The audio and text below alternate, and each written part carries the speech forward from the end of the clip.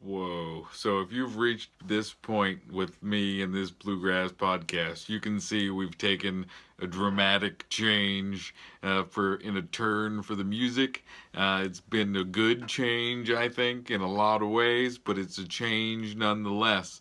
So I appreciate you guys, and thank you for listening to all these songs with me and listening to me talk. I really hope you like it. If you don't like hearing me talk, this might not be the time to keep listening. You might want to just hit the next button because I might talk for a little while, and that's okay. We're gonna do that. You know, the Newgrass Revival and David Grisman and the Seldom Scene, there's a whole lot to talk about. But if you're trying to do something else, you don't have 10 minutes to listen to me ramble, or however long this ends up being, probably a lot longer, then just hit next and go to the next video and listen to some Hot Rise and some other awesome 80s bluegrass. So thanks to all you guys who are sticking around, because you're like me. You just heard that and you're just like, whoa. That's the Watermelon Man by Newgrass Revival, live in 1977. Now, these guys get a lot of credit.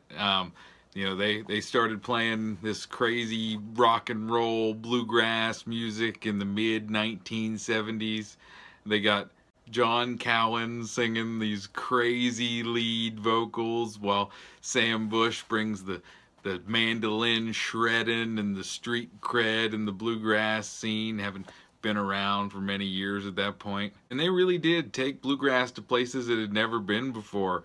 That was recorded live at Telluride, and Telluride in Colorado is the scene of one of the greatest bluegrass festivals there is. And it's bands like Newgrass Revival and Hot Rise that have really come to prominence from places out west.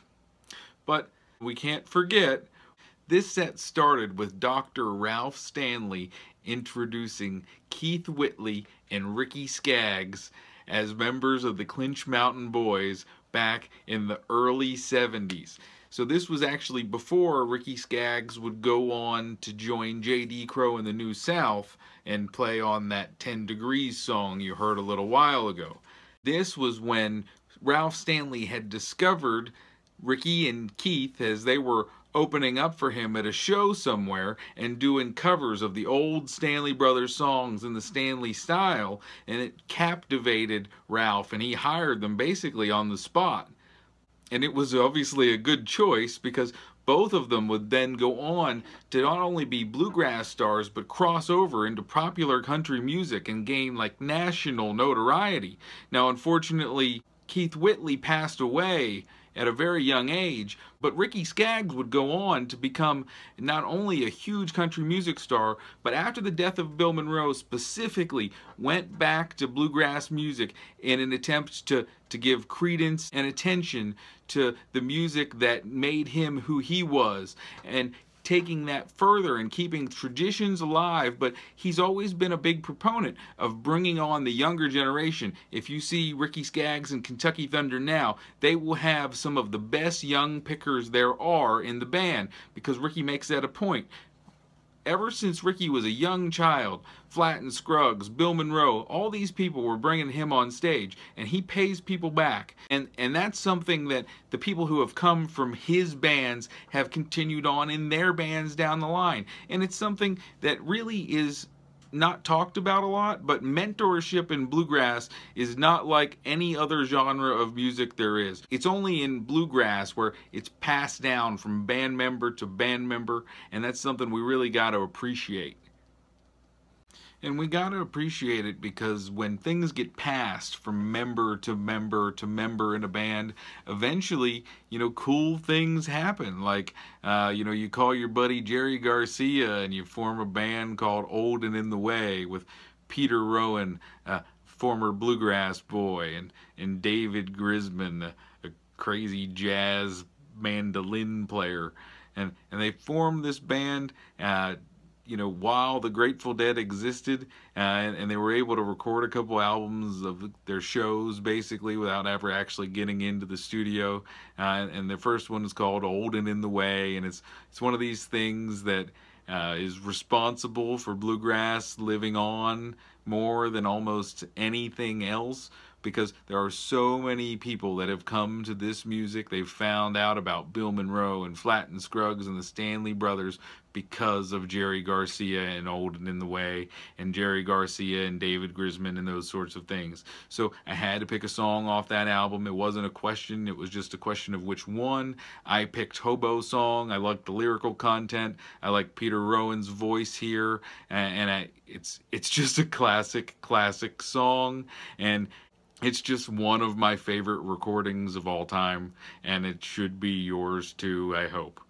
And I hope that the Seldom Scenes Live at the Cellar Door album is another one of your favorite live bluegrass recordings, because I know it's mine. I put it on all the time. It's hilarious. Their stage banter cannot compare to basically anyone else on the face of the earth. The Seldom Scene were a phenomenon like no other. They didn't want to play out at shows. They wanted to just play on occasion for their friends at a local bar, and they did it as much as they could, but people just wanted them to play more than they even really could. That's why some of the members left. You know, they retired to do other things, like John Starling, who then went on to produce like lots of amazing stuff for Emmylou Harris and people like this. And John Duffy stuck with the Seldom Scene and took them through album after album and overseas, and they just kept the band together even into the 1990s before his death, and the scene is still together with amazing musicians to this day. If you can go see the Seldom Scene, don't sell yourself short and say, oh, I'm not going to go because it's not the original lineup.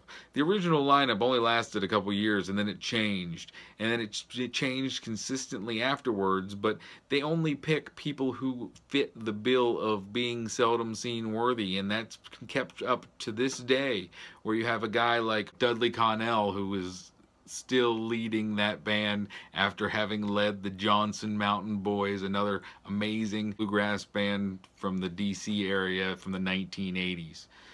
The Johnson Mountain Boys are a phenomenal band, but they didn't make this list for a reason, and that's because they did more of a traditional style of bluegrass, and yes, that's popularized in the 80s by bands like Hot Rise and Doyle Lawson and Quicksilver, which we're going to see, but there's only so much room on a playlist like this. So I wanted to make sure we focused on bands that were doing things that were completely different and who had the most progressive impact as well, and that can't be seen any better than in something like Eat My Dust from the David Grisman Quintet.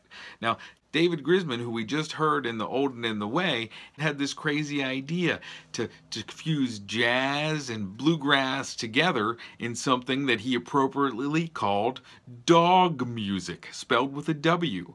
Now that's a nickname I believe he was given by Jerry Garcia, and it really stuck to the point where it's his logo now and all sorts of fun stuff. But in the beginning, he set out specifically to create this instrumental bluegrass jazz fusion called doggrass.